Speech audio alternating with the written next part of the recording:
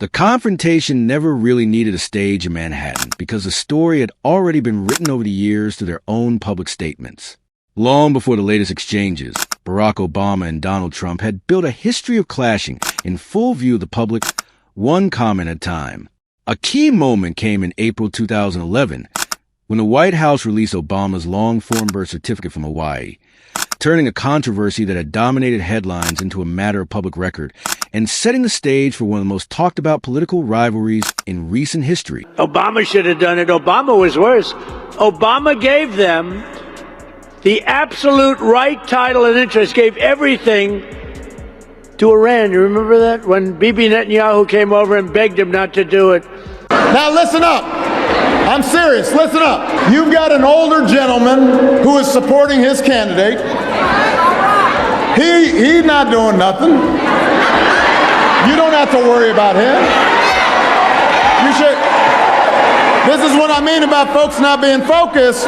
We found absolute, this isn't like evidence or this is like proof, irrefutable proof that Obama was seditious, that Obama was trying to lead a coup. Who seem to think Trump's behavior, the bullying and the putting people down, is a sign of strength. And I am here to tell you that is not what real strength is. It never has been.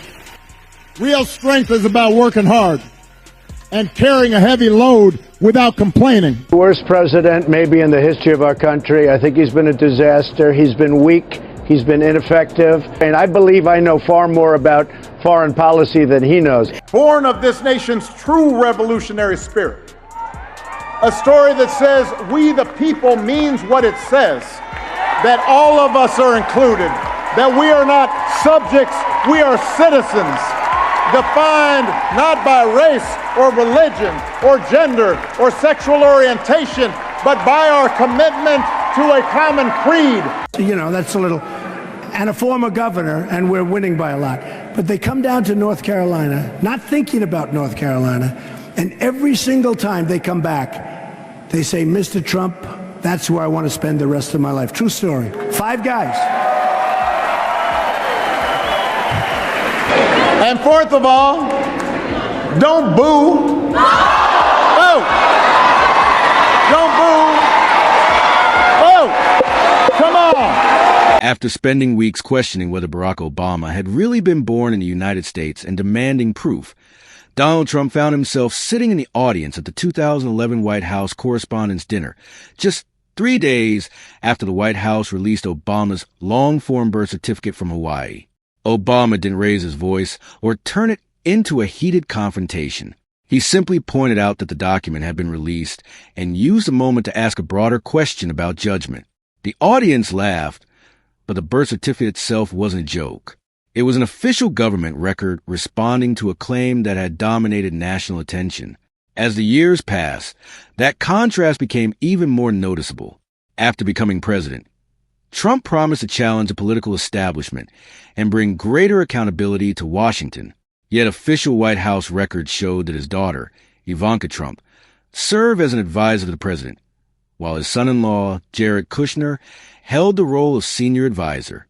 Both took part in major policy discussions as immediate members of the president's family, and while their appointments were public and widely debated, many people focused on the larger contradiction. Trump had built much of his political message around criticizing establishment privilege, yet he placed close relatives in some of the most influential positions within his administration. Obama didn't need dramatic claims or fictional stories to highlight that contrast because the official government records already spoke for themselves. For many older viewers across the United States, Canada, and Britain, the situation echoed earlier moments in history when personal loyalty appeared to outweigh independent advice.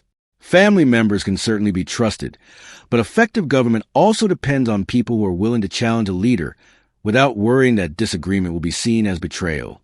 That raised difficult questions. If family loyalty represented good judgment, why had political insiders been described as the problem? If experience was so important, why were relatives given extraordinary influence while career officials were often portrayed as obstacles? And if accountability was supposed to apply equally, why did being related to the president seem to create its own path to power? No dramatic reaction was necessary because the contrast was already visible. Looking back, Obama's calm response at the 2011 dinner had already shifted attention toward the evidence. Trump had framed the birth certificate issue as a test for Obama, but once the document was released, the focus naturally turned to whether the person promoting the claim would accept the correction. In 2016, Trump eventually acknowledged that Obama was born in the United States, but by then years of headlines, interviews, public doubt, and repeated accusations had already helped shape his political image as someone willing to challenge the established narrative.